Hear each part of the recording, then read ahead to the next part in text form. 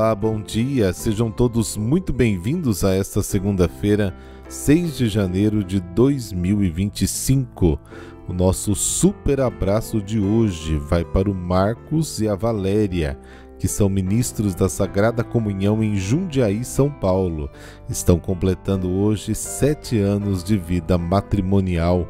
E também para a Tassiana Aguiar, de Olinda, no Pernambuco. Parabéns e que Deus ilumine muito a vida de vocês. Este podcast é um oferecimento. Vimarra Construtora Londrina. Conheça o Residencial Esplendore, bem pertinho aqui da paróquia Nossa Senhora Auxiliadora. Grupo Predial, gestão e contabilidade para condomínios. Pensou condomínios, pensou predial. BMX Seguros e Planos de Saúde. O seu parceiro na busca por impulsionar negócios e simplificar processos.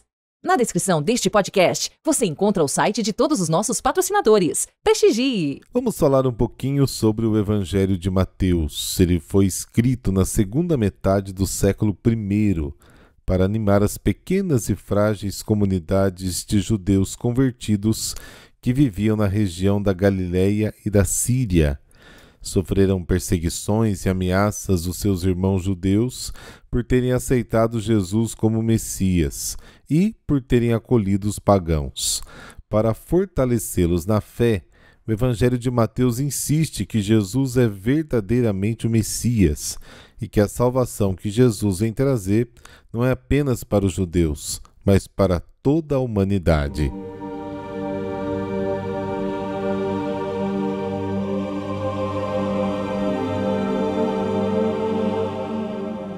Pelo sinal da Santa Cruz, livrai-nos Deus, nosso Senhor, dos nossos inimigos. Nós os pedimos, ó Deus, que o esplendor de vossa glória ilumine os nossos corações, para que, passando pelas trevas deste mundo, cheguemos à pátria da luz que não se extingue. Amém.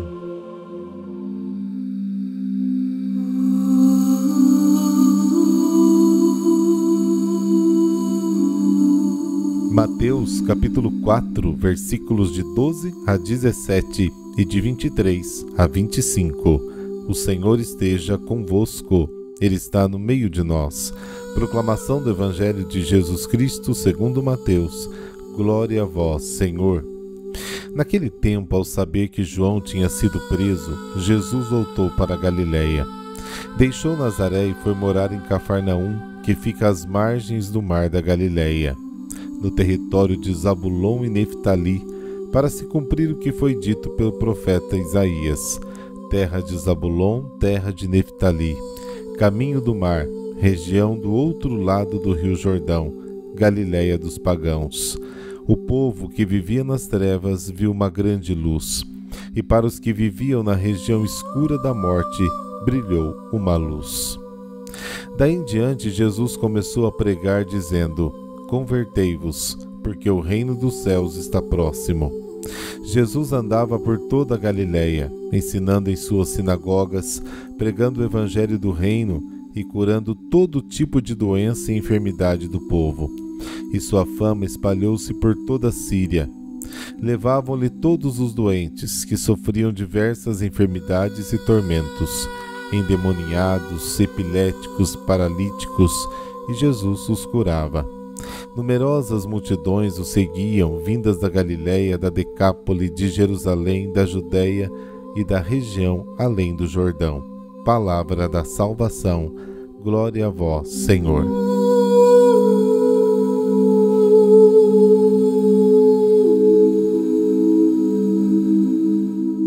Mateus vê a transferência de Jesus de Nazaré para Cafarnaum como o cumprimento da promessa de Isaías, capítulo 8, versículos de 23 a 24. Portanto, a promessa como vontade de Deus. Isaías anunciou a transição de um tempo de opressão para um tempo de salvação.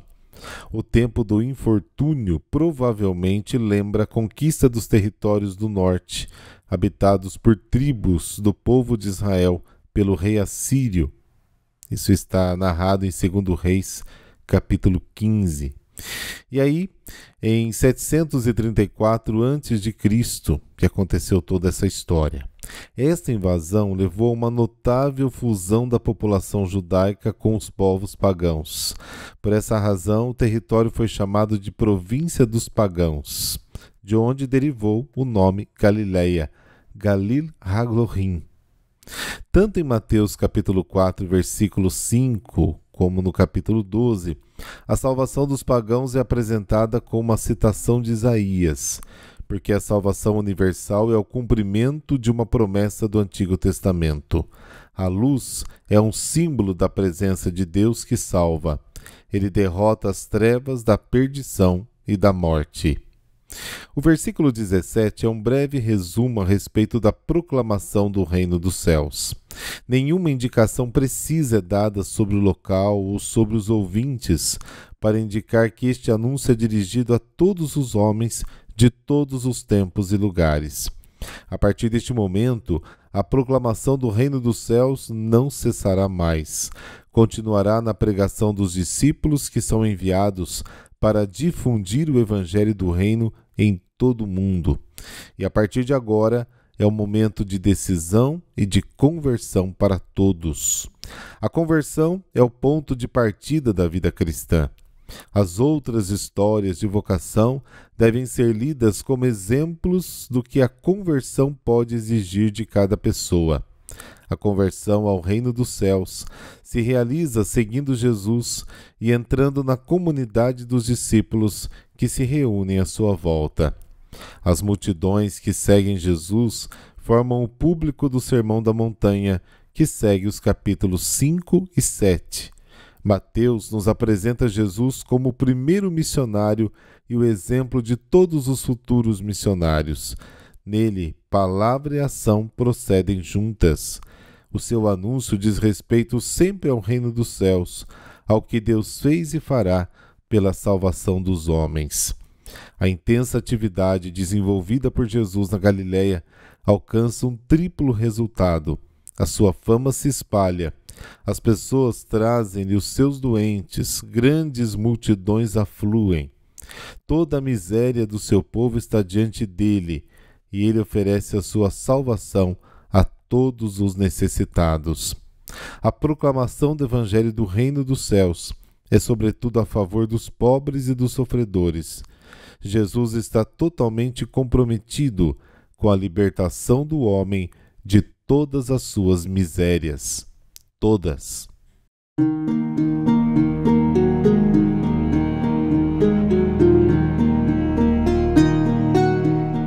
Hoje a igreja celebra São Carlo de Setzi.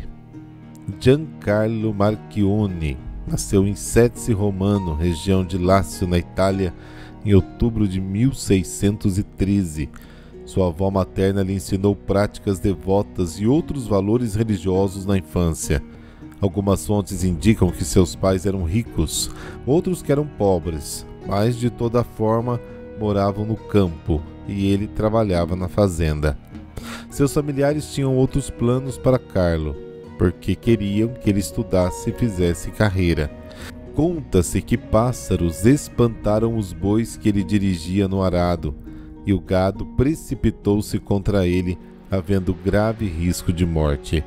Percebendo que iria perecer, Carlo fez uma promessa a Deus: se fosse salvo, tornar-se-ia religioso.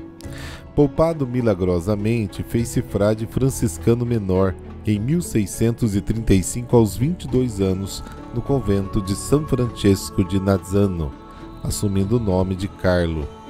Apesar da insistência familiar, não quis ser ordenado sacerdote. Viveu em vários conventos, servindo como hortelão, cozinheiro, jardineiro, carregador, sacristão, porteiro, socorrendo doentes e moribundos em suas casas. Atuou também como esmoler, ou seja, pedia esmolas como um mendigo, pelo amor de Cristo. Aproveitava essas ocasiões para evangelizar. Contudo, a graça de Deus deu a Carlo o dom de ouvir e aconselhar as pessoas. A ele, encarregado dos serviços mais humildes, padres, leigos, religiosos e religiosas procuravam orientação. Com muita frequência era enviado para outras cidades para aconselhar bispos e cardeais. O Papa Clemente IX diretamente lhe pediu para verificar a fama de pureza de uma madre na cidade de Perúdia. Ele também era muito estimado em toda a região do Lácio. Aí famílias nobres dali e depois de Roma o elogiavam e buscavam seu conselho, como também os papas Inocêncio X, Clemente IX e Alexandre VII. Muitas pessoas lhe pediam que redigisse indicações de como orar melhor e crescer em santidade, e ele publicou um folhetim que lhe causou diversas dificuldades, pelo que quase foi expulso da comunidade. Por fim, os superiores se convenceram da sua sinceridade e pureza e lhe permitiram continuar escrevendo. Sua autobiografia originou o livro As Grandezas das Misericórdias de Deus. Apesar da pouca instrução, escrevia profundas páginas espirituais com gramática fraca, porém suficiente. Como escritor sem letras, como se chamava, publicou várias obras, por exemplo, As Três Vias, os discursos sobre a vida de Jesus, a conversa de Jesus Cristo sobre a vida. Em outubro de 1648, enquanto orava na igreja de San Giuseppe a Capulecase, o seu coração foi traspassado por um dardo de luz vindo da Sagrada Hóstia, marcando com uma chaga. Deus concedeu-lhe outros dons extraordinários, visões, por exemplo, do Papa Vítor e Santa Teresa d'Ávila, revelações, as eleições papais de Inocêncio X e Alexandre VII, conhecimento das verdades teológicas e ascéticas e um amor ardente. No dia 22 de agosto de 1664, doente, foi levado para São Francisco de Ripa para se recuperar. Aí passou seus últimos anos. Papa Clemente IX o chamou no seu próprio leito de morte, pedindo-lhe a bênção, não muito antes de os dois morrerem. Morreu no dia 6 de janeiro de 1670 no convento de São Francisco, em Roma. Descobriu-se então no seu peito uma marca, considerada sobrenatural por uma comissão médica. Tratava-se do raio de luz que o havia atingido em 1648 durante o êxtase profundo com Deus. Rezemos. Senhor Deus Todo-Poderoso, por vossa infinita misericórdia e pela intercessão de São Carlos de Setse, dai-nos a graça da verdadeira e salvadora humildade, para que nunca nos esqueçamos de que para vos seguir basta e só importa o amor de caridade que serve ao próximo em qualquer atividade e circunstância. Amém. Abençoe-vos o Deus Todo-Poderoso, Pai e Filho e Espírito Santo. Amém. Encerremos nosso programa com o Salmo 2 da liturgia de hoje, que é um recado importante para os poderosos deste mundo. E agora, poderosos, entendei. Soberanos, aprendei esta lição. Com temor servi a Deus, rendei-lhe glória e prestai-lhe homenagem com respeito. Boa semana para você e amanhã a gente se fala. Até lá!